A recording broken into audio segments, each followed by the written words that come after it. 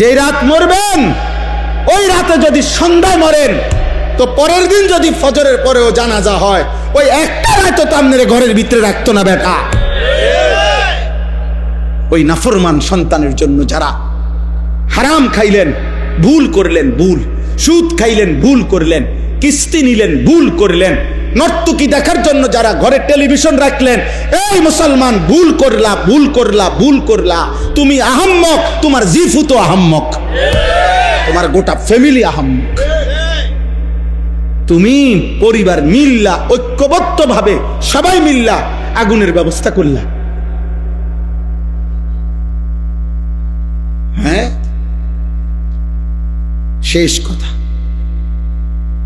খামখেয়ালি করেন না, আখেরাত নিয়ে খামখেয়ালি করবেন না। হ্যাঁ, কয় তো বুঝি তো আমরার লেগেই তো কয়, ও কিতা করমু, কইলে মানলে তো বালাই হইতো, ফাঁক না লাভ করে।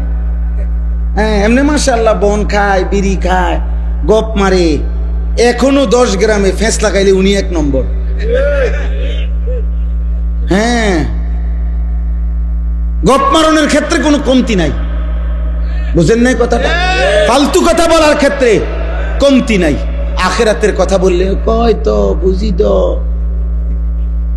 হ্যাঁ আসলে তো মানলে ভালো হইতো, কিতা করতাম, ও আসলে এই বয়স নাই, ও এই বয়স নাই, শুধু চা দোয়ানে বিড়ি খানার বয়স হয়ে গেছে। বিড়ির কোনো কি হয় না, বুড়া হয় না।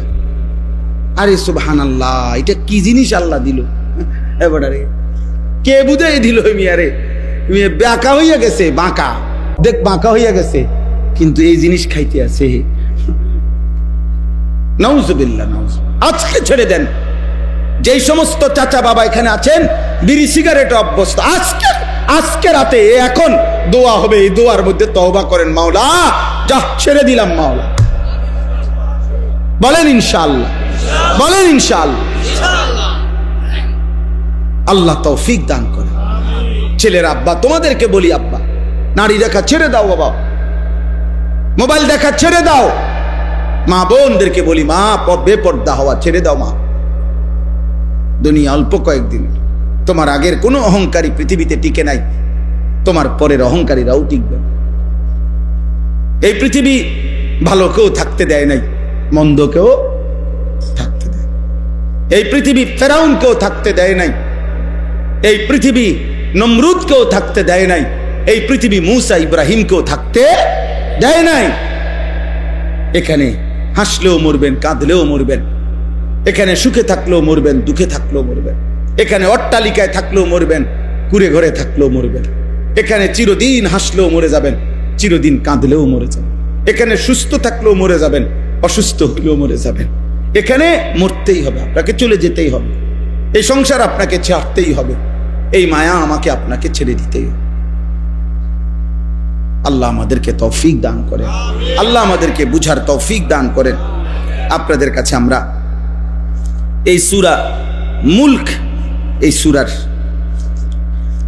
এই আয়াতগুলো আমি পড়ছি, এবার দেখেন। আল্লাহ তাআলা বলেন, এই শেষ, এটা তরজমা বললেই শেষ। হুয়াল্লাযী জাআলা লাকুমুল আরদা দালুলান, একটু শেষ মনোযোগ দিয়ে শুনুন। আল্লাহ তাআলা বলেন, আল্লাহই তোমাদের জন্য এই পৃথিবীটার, এই জমিনটা, এই মাটিটা পুরাটা তোমাদের অধীন করে দিয়েছে।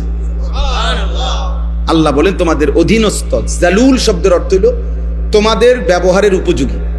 আল্লাহ বলেন এটা আমি করে দিয়েছি, আমি করে দিয়েছি। কেমনে রাখলে মাটি, এটা কি দিয়া কেমনে রাখলে আমাদের ঘর হইতে পারতো, বিল্ডিং, দালান, আমাদের ক্ষেত, ফসল, হ্যাঁ, এগুলো আমরা যদি বুঝ করতে দিত আমরা পারতাম? আল্লাহ বলে এটা আমি করে দিয়েছি, আমি করে দিয়েছি। এমন বানাই নাই যে পানির মতো, তাইলে